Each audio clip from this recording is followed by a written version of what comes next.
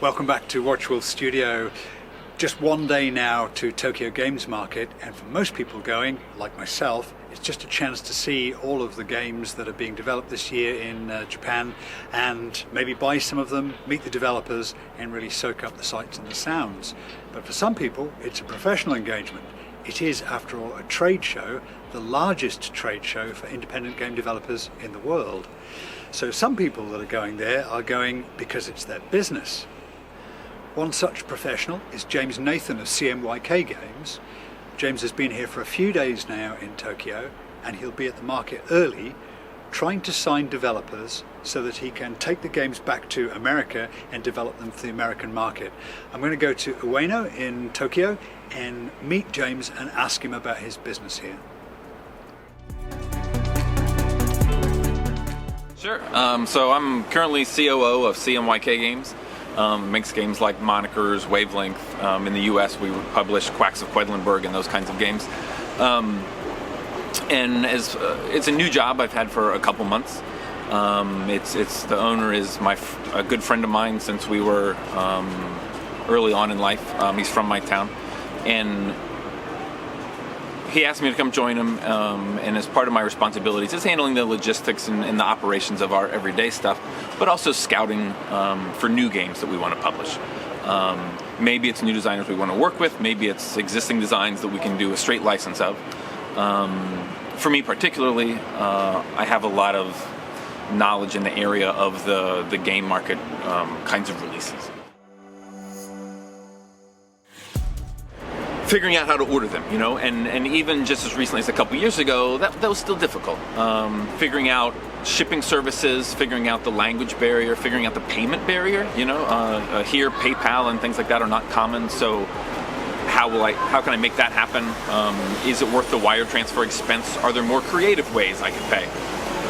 That eventually led to a company called BoardGameTables.com emailing to say would I help consult them on games from Japan they should publish. So we have published a handful of those at this point.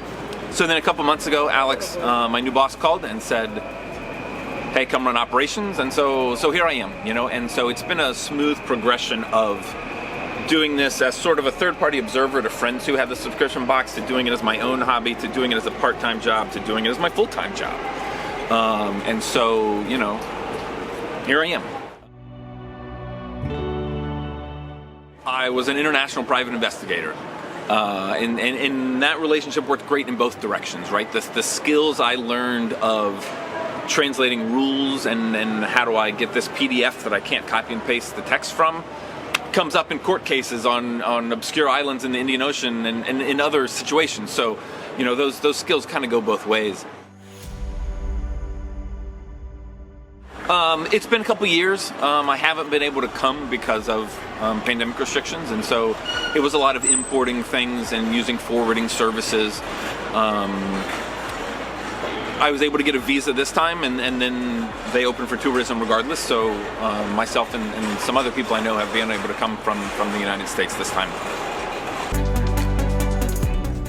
So I will talk to the designers and we'll work out a contract in the terms of royalty rates and artwork and contract expirations and regions of licensing and those things. And then we all sign off, and then away we go. Yeah, so it varies depending on who we're working with. It's, in the game market scene, it tends to be that the designer is the publisher. It's rarely that you're working with an official corporation publisher as opposed to more of a sole proprietorship individual. My natural predilection is small box card games, which fits great with the game market scene. Part of that is that, there's a ton of great Japanese word games, but some of them are so language intensive, and not just it's a lot of translating work, but the game is nuanced about how the language works. That they even if you can translate the words, the gameplay doesn't function in another language. So those games sort of fall to the side. There's a lot of social deduction games, but that's not really my jam. And so it's just whittling down what looks fun. I love the design aesthetic of the small boxes and artwork, and that mechanically there's a core concept, and we sort of distill everything else away so that it's just this concept and not a lot of extra stuff hanging on. So I make a spreadsheet of about 45 games I want to buy, and what happens to me is sometimes the game I want to sign is just on that line of, do I buy one more game that I figure out how to translate and play, or do I not? And so last game market, one of my favorite games, one I've signed, was just below the cutoff. And if I hadn't said, okay, let me do one more, would have missed it completely. The time before, the one I wanted, I did leave just below, and I should have signed, and now it's been taken by somebody else, and it's just a great title. This time, I thought I could pick them all up, and so I have this spreadsheet, and now my game list is closer to 80 games because I didn't ship anything. So Game Market has a pretty strict rule about not selling things before a certain time point in the day. So I think it's going to be 11 o'clock tomorrow. So there's a limited number of tickets for getting in at 11, and then you can also get in at noon with a less limited ticket. Exhibitors can get in obviously before that to set up. There's a press pass you can get in a little early. But not just can you not buy it early, you can't even line up early. Almost all games will take reservations. So again, you might have to be on it because some games will have the reservations are full. So you got to keep an eye on when reservations go up and often reserve it quickly. One of the issues is Game Market on Saturday only lasts maybe 6 hours, 5 hours if you get the later ticket. And some reservations are released after maybe 2 hours, and so you really gotta hoof it to the different booths to pick it up before it expires.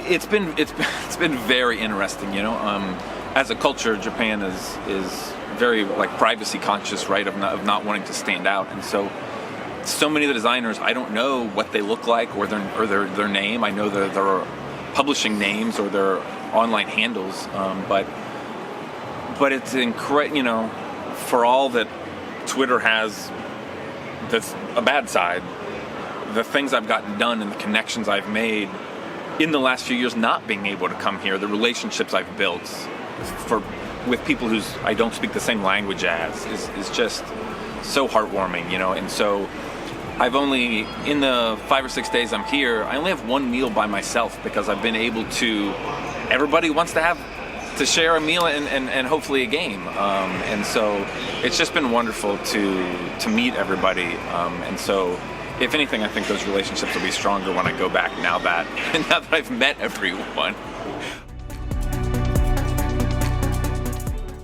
I wrote some articles leading up to this on the Opinionated Gamers blog, the Japanese culture of omiyage and bringing people souvenirs. And so, I'm getting ready to go to a meeting. I've got my bag here that I've been carrying around all day because it's full of omiyage for my next meeting. And, the being able to bring people treats typically you bring food. And so some of the gifts I've already received from people, just, my heart is so full. It's wild. Even though I'm here, I had to get an assistant to help me pick things up because it's too many booths to visit.